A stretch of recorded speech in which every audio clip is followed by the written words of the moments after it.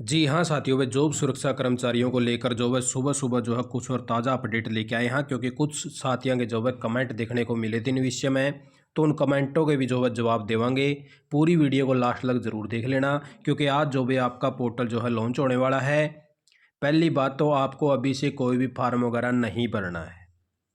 आपको सोमवार के बाद में जो भी फार्म भरने का प्रोसेस बतावांगे आपको। उसके बाद में अपना जो भी फार्म वगैरह भरना है, उससे पहले आप अपने अपने ये डॉक्यूमेंट जो भी तैयार करवा लीजिए।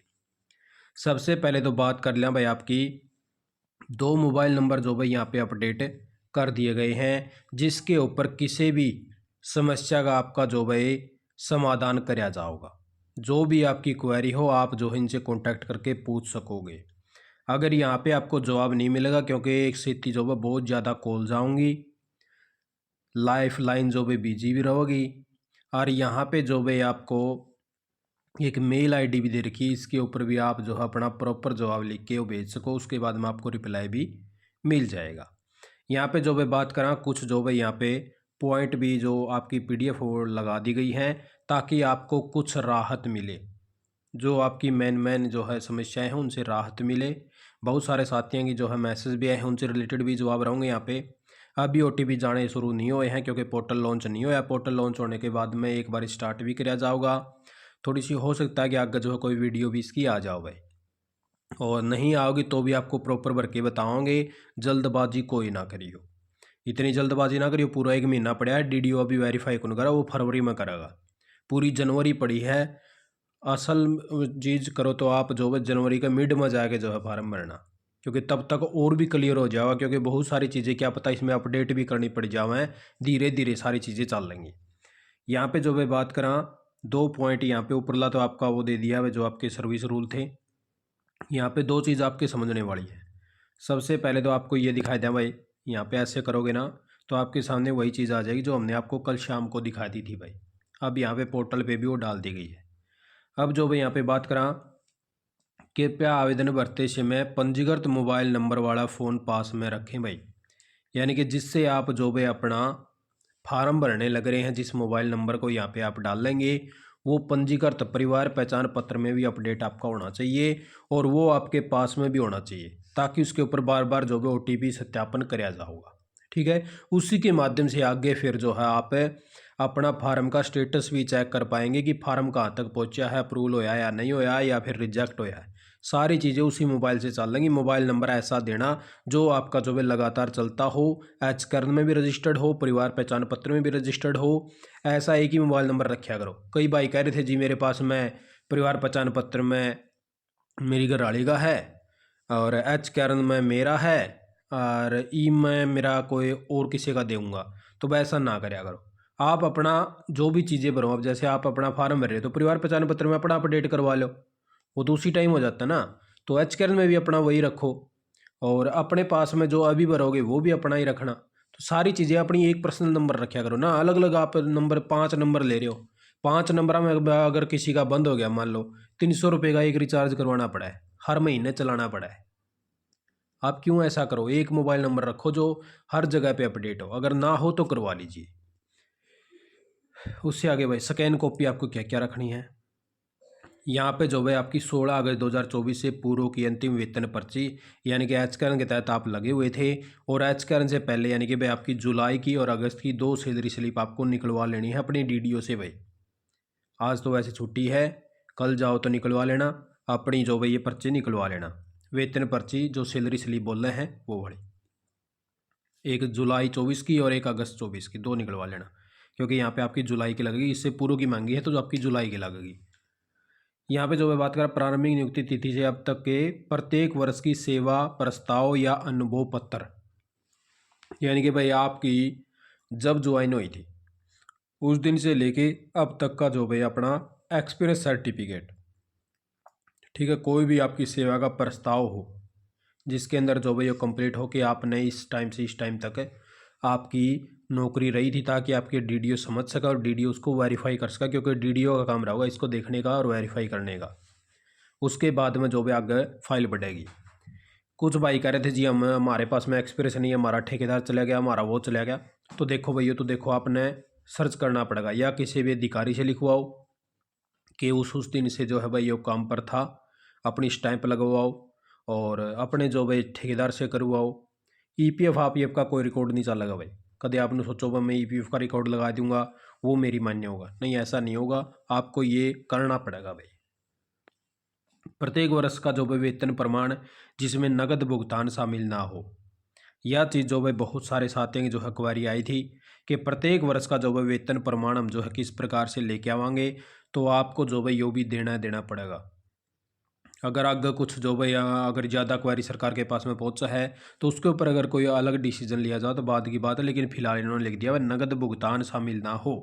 कभी आपने कैश इन हैंड ले लिया और जो उसका कोई भी आपका वो नहीं है। अगर आपने कैश इन हैंड लिया है तो आपने कोई जमा करवाई हो पर्ची, या फिर आपका कोई साथ में कोई प्रूफ हो, कोई स्टेटमेंट हो बैंक की, तो ऐसी चीज़ें जो आपको साथ में देनी पड़ेंगी वेतन प्रमाण के अंदर। हाल ही की पासपोर्ट आकार फोटोग्राफ जो है आपका फ़ोटो होना चाहिए, हाल ही में आपका फ़ोटो उतरेगा, आपको फॉर्म भरते हुए वहाँ पे होना भी चाहिए। एचकेएन द्वारा जारी जो भाई ऑफर लेटर जो कर्मचारियों के लिए जो भाग 1 के कर्मचारी हैं भाई, ऑफर लेटर होना चाहिए। आधार कार्ड, यदि एचकेएन डेटा में नाम गलत है तो अनिवार्य रूप से जो है संलग्न भी आपको करना है। बाकी नाम पता गांव गुम आ गया, फिर आपके जो है डिपार्टमेंट है कि कहाँ कहाँ काम कर रखा है। वेतन प्राश्रमिक के अंदर जो भी इन्होंने कुछ चीज़ें लिखी हैं।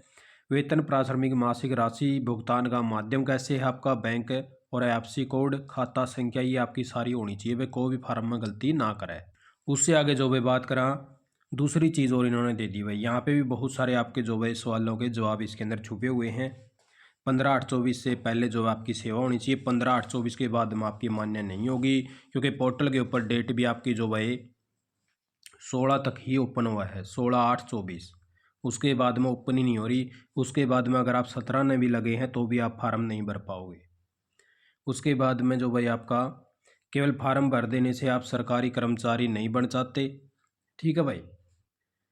ये कह रहा है कि फार्म भरने में सरकारी कर्मचारी बन जाऊंगा क्या? फार्म भरने से आप सरकारी कर्मचारी नहीं बन जाते, फार्म भरने के बाद में और भी प्रोसेस है। संविदात्मक सेवा के सत्यापन अनुमोदन के बाद ही आपको सरकारी कर्मचारी के बजाय सुरक्षित कर्मचारी माना जाओगा।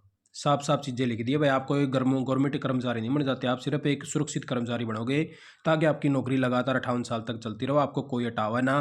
बीच में आप जो भी अपना जो भी एग्जाम वगैरह जो भी करना चाहो, आप सरकारी लगना चाहो, वो आप लग सकें। उसके बाद में मैं कैसे जांच कर सकता हूं कि मैं फार्म भरने के लिए पात्र हूं या नहीं हूं? तो इसके अंदर जो है साफ साफ जो है लिखा हुआ है कि 15/8/2024 तक न्यूनतम 5 वर्ष या उससे अधिक की सेवा पूर्ण होना अनिवार्य है। यदि कुल सेवा अवधि आपकी निर्धारित अवधि से कम है तो आवेदक इस प्रक्रिया के लिए पात्र नहीं होगा भाई, साफ साफ आपकी लिख दी है। क्योंकि काफ़ी सारे जो है साथी इस बारे में पूछ रहे थे कि सर अभी हमारे 5 साल हुए हैं, क्या हम भर सकेंगे? तो आपके लिए जो है एक जो है मैं बात बता देता हूँ भाई, आप भी जो इसी प्रकार से मेहनत करते रहिए, लगातार जो अपना कठिन परिश्रम जारी रखिए, जैसे इन्होंने 5 साल वाले ने रखा है।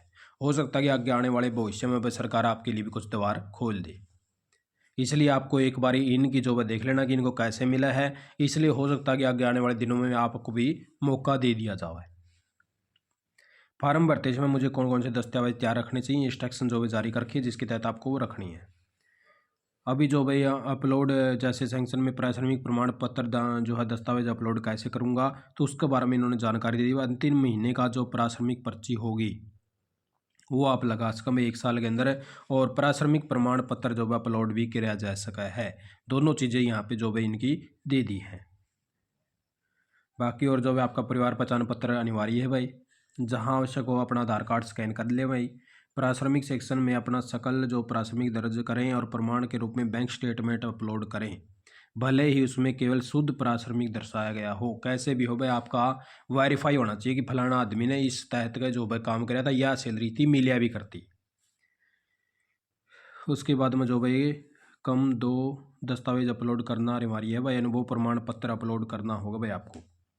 जो प्रारंभिक नियुक्ति पत्र नहीं है तो उसके अंदर जो है मुझे क्या करना होगा, सेवा प्रदाता से जो है नियुक्ति पत्र जारी नहीं किया था, मान लो भाई आपका जो है कोई अपॉइंटमेंट लेटर नहीं है मिला था आपको, तो एक्सपीरियंस सर्टिफिकेट आपको लगाना भाई, ठीक है। अपॉइंटमेंट लेटर नहीं था तो आपको एक्सपीरियंस सर्टिफिकेट लगाना भाई। और इसके अंदर जो है आपको 2 डॉक्यूमेंट जो है मैंडेटरी कर दिए गए हैं यहाँ पे। एक तो जैसे भाई आपका सेवा प्रदाता अनुभव प्रमाण पत्र अपलोड करना, इनमें कम से कम 2 दस्तावेज़ अपलोड करने पड़ेंगे भाई। पत्र नहीं है तो आपके पास में, तो आप जो है अपना एक्सप्रेस सर्टिफिकेट जो है यहाँ पे लगा सके हैं। उसके बाद में जो है आपको सर्विस पीरियड आपका किस प्रकार से जो है होना चाहिए। मुझे अपनी शुरुआती सेवावधि में प्राप्त नकद राशि याद नहीं है, मुझे क्या करना चाहिए। यह जानकारी आपको स्वयं खोजनी होगी और यह एक अनिवार्य फील्ड है। कोई भी गलत प्रविष्टि डीडीओ द्वारा अस्वीकृत का कारण जो है बन सकती है। डीडीओ बिल्कुल जो है रिस्पॉन्सिबल होगा, वो गलत भी कर सका है भाई। आपकी जैसे आपने जानकारी गलत दे दी तो वो जो है आपके फार्म को रिजेक्ट कर देगा। आपने जानकारी सही दे दी तो आपका डीडीओ उसको बिल्कुल अप्रूवल देगा भाई। सबमिशन के बाद केवल तभी पुनः अपलोड संभव है जब डीडीओ आपका आवेदन जो है स्वीकार करे। सही दस्तावेज ही अपलोड करें भाई।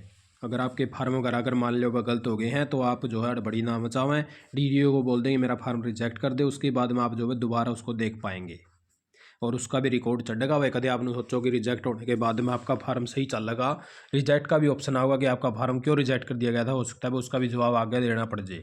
इसलिए आप जो है ऐसी जल्दबाजी ना करियो।